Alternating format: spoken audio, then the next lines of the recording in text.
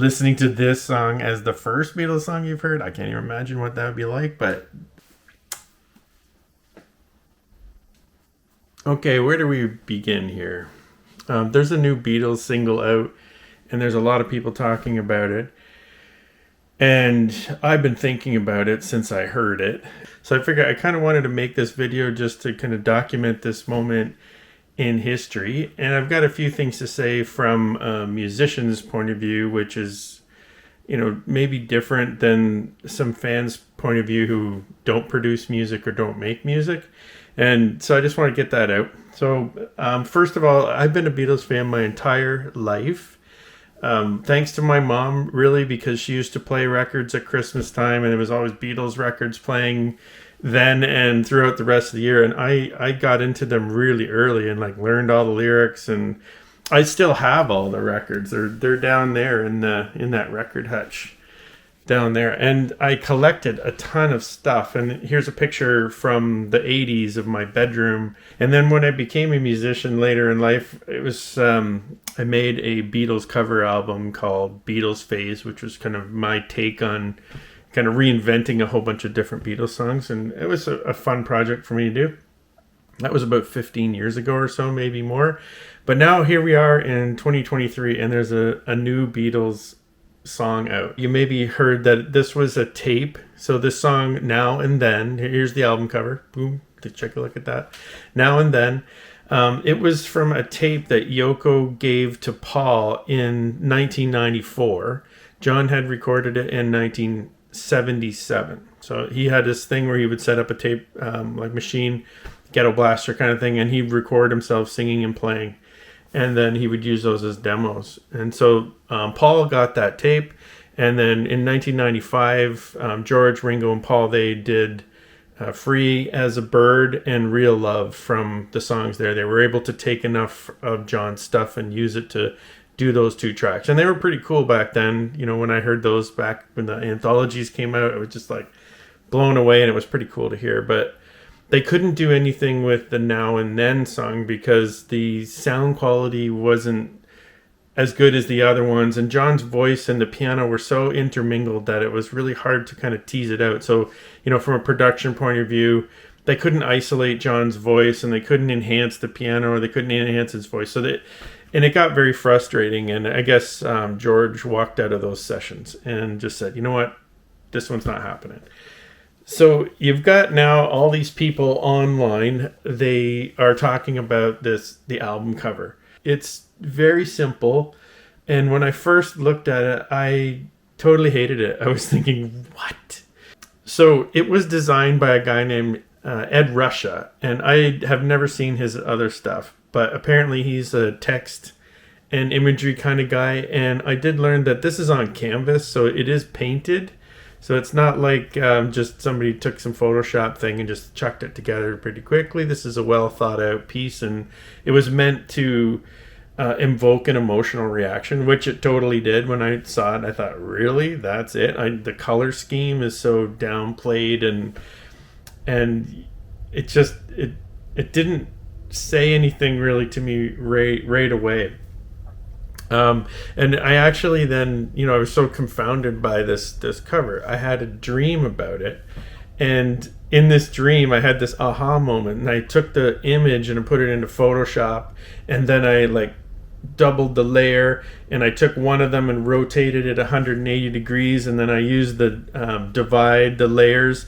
And suddenly there, an image appeared like it's Beatles' secret that they had been hiding in this cover, and that's why the cover was so amazing. And so I woke up the next day thinking, man, I gotta do that. Maybe that's what they did. So I did that. Here you go. So this is what happens if you take that album cover. But I thought it was gonna look more like this, with sort of maybe John Lennon's face showing up in there, or maybe it was the whole group showing up in there. But no, sorry to say that there is no secret there. And here we are again. You're seeing Now and Then with these slanted lines making you think about those retrospective albums way back then. And this is the end, the last one, basically. Whatever it is a stark album cover that did make a statement and made us all talk about it. So I say it's a success. and it will stand amongst the other iconic Beatle album covers like Help and Rubber Soul, Sgt. Pepper, the White Album being just blank. People were pissed off about the White Album, by the way, and now everybody thinks, oh my god, that's just the most brilliant thing in the world. And then, you know, Abbey Road is everywhere and totally iconic, and this one too will go down in history.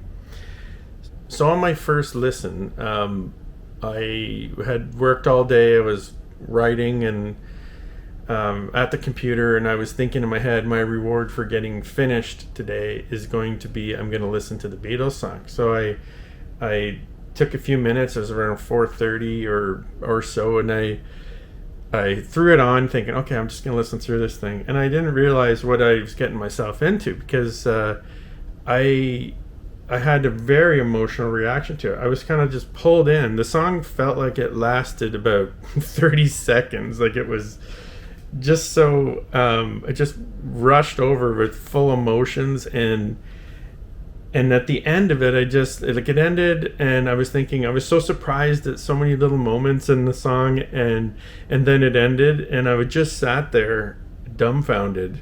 I didn't know what to say or do. I was just kind of staring blankly, and so many thoughts had been going through my head as I was listening to it, just flooding me. And you know, I was pretty numb over the whole thing, and then I was trying really, I was like, I'm not going to cry.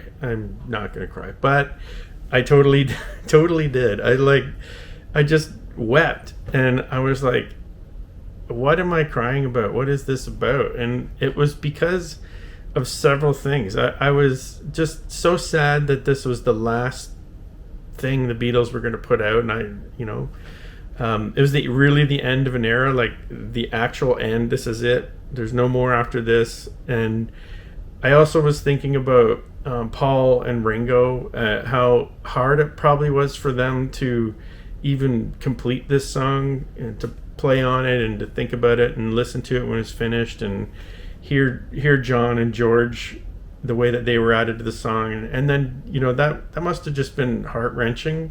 I don't even know how they were able to do it, but they did it.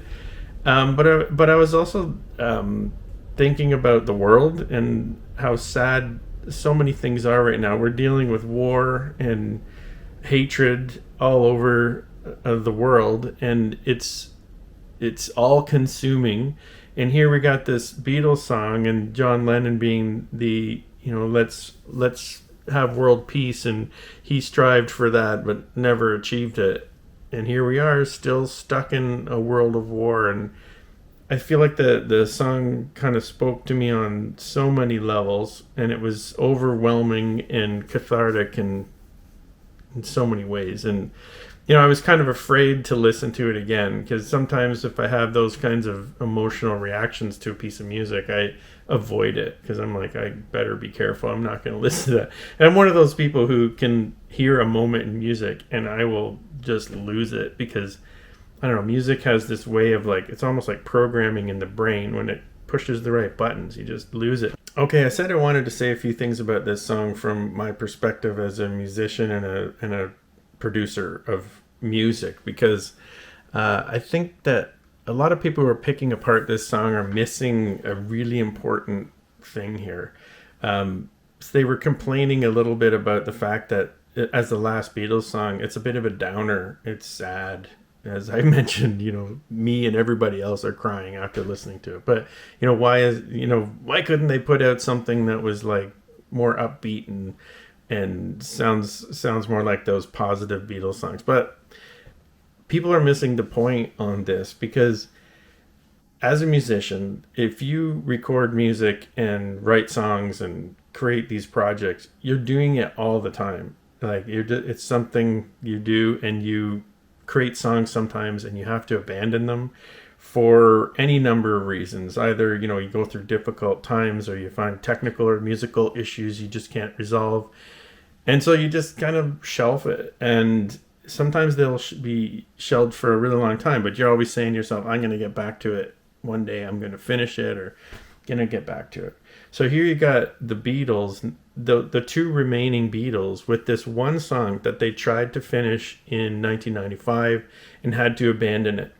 if you've watched the Now and Then, the making of the little video that they've got out, Paul says in there that he says there's one more, right? He was talking about they did Real Love and they did Free as a Bird, and they tried to do Now and Then, but they weren't able to finish it. And so that's why he says there's one more. And so when he heard about this technology, the AI technology that can isolate the different tracks within a song, and those are called stems, and so they could take out the vocal stem and they could take off the piano stem, and then they would have them isolated, and the AI is really good at precisely taking it out, so you get high quality sound, and they'd be able to have John Lennon's voice, and they could redo the piano or redo anything. So it made it possible to finish that song. So without thinking of the fans at all, I think this is really just Paul and Ringo saying that, mostly Paul, I think, probably saying, hey, Ringo, we can actually finish this song if we use this technology. So if you think of it that way, it's more about them than it is about us fans. They wanted to finish this one last thing that their friend had sent them on tape, right? And their friend had sent it without thinking about what they were going to do with it or know what was going to happen to it. But here we are in 2023 with the final result of them finishing the song. And I think that's pretty damn cool that they actually got to finish it. Okay, I wanted to talk a little bit about the production on the album, because a lot of the comments on Reddit and on YouTube and stuff are all about the track doesn't sound exactly like the Beatles. And I would disagree. It sounds exactly like the Beatles. It just has some tonality to it that maybe is a little different because it's been recorded now rather than way back then, the way they used to do it. So they used to record on tape, and this is certainly a digital recording, right? They extracted the vocals with AI, and then they did really a bare bones production on it. So if I think about it from a producer's perspective, they had the drums, Ringo doing the drums, Paul on the bass. Paul redid the piano. They had John on vocals, and then Paul and Ringo did vocals. They took George's guitar track from like the 90s and threw some of that in there. And then there was a string section that was written, and this may sound complicated, but really it's just drums, bass, and guitar with a little bit of strings in the background. And even the strings arrangement is really simple. It's lush, but it's really, really simple. So nothing too complicated. I think there was an emphasis on honoring John's vocals. So they are right up in your face, and it's super clear. And then you've got sort of Paul and Ringo coming in with their backup vocals. And then they use some samples from their own song. So I can hear the ahs from their Because song. And apparently there's some, I don't know, She's Leaving Home in there, or Eleanor Rigby, or something like that. But so they use their own samples, which is really economical thing to do. Why not use it? Then have to write all these parts and have everybody come and sing it, and it just wouldn't sound the same. So I think that was a smart move. Paul, and I assume it was Paul, made some arranger choices. So if you've heard the demo version of Now and Then, so the version that was on that tape, there's another section in that song that has been removed in this final version. And you can think of that as like a pre-chorus. And it goes into it's a different key, and it's got a different feel to it. And I agree, like if I was in Paul's shoes, I would have chopped that out as well. I would have been like, that's almost like a whole other new song. And it pulls away from what this song is really like. So I like that he took that out. And then he added I'm assuming it's him.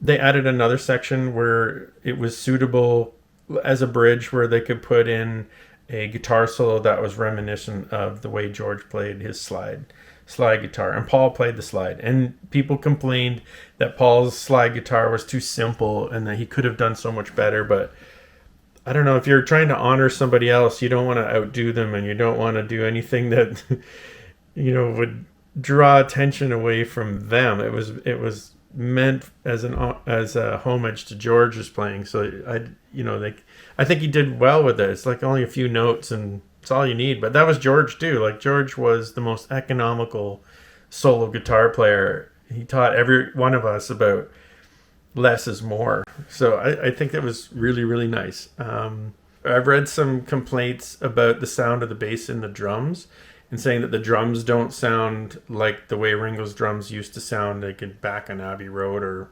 whatever. And that even the piano maybe sounds too modern. I think it's actually good that it has a bit of a modern sound. The Beatles never tried to duplicate their own sound from record to record. They were constantly innovating on what they'd already done and coming up with new sound. So this makes total sense that you would take this old thing from John Lennon, take an old thing from George, slam that together with a bunch of new recording that was done just this year and create a track. Oh, there's one more thing I think that was really, really slick in the song, and that was the last few bars. This whole song's in 4/4, and just the last section they switch to 3/4, and they go 1 2 2 2 2 2 2, right, and just kind of tie it up in a perfect little bow. It felt over, right? It was a nice way to end the song rather than just like a fade out. It's like a clever way to end. Okay, I have talked long enough on this thing. I didn't mean it to be this long, but this is now a message to you, all you Beatles fans. Let's just be thankful that we got this one last song and thankful for their entire catalog. It is a whole world. And if you were a new Beatles fan and just listening to this song as the first Beatles song you've heard, I can't even imagine what that would be like. But the Beatles are a huge world of musical imagination and exploration. They are the originators. There's going to be no band like them ever again. So go and explore them and enjoy them as much as I have, and enjoy this final song and this last sentence in their story. So thanks for listening. If you got this far through the video, appreciate it. See ya.